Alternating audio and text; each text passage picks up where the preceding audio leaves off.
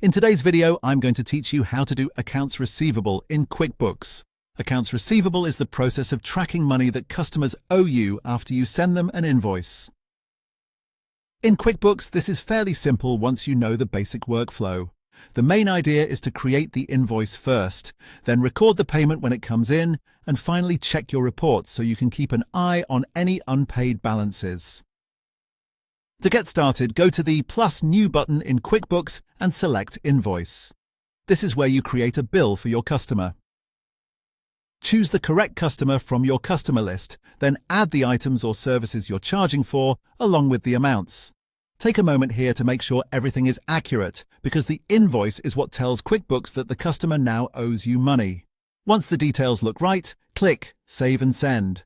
Saving records the invoice in your books, and sending it helps move the payment process along right away. After that, the next step is to record the payment once the customer pays you. To do this, click plus New again and select Receive Payment. Choose the same customer who made the payment.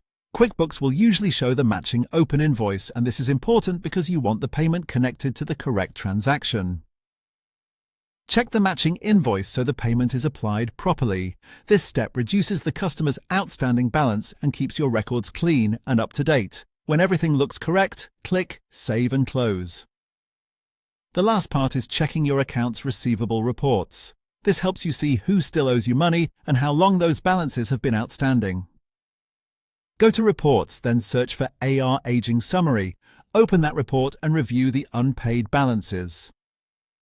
This report is especially useful because it gives you a quick snapshot of overdue invoices, making it easier to follow up with customers and stay on top of cash flow. That's the basic accounts receivable workflow in QuickBooks. You send the invoice, record the payment, and review the report.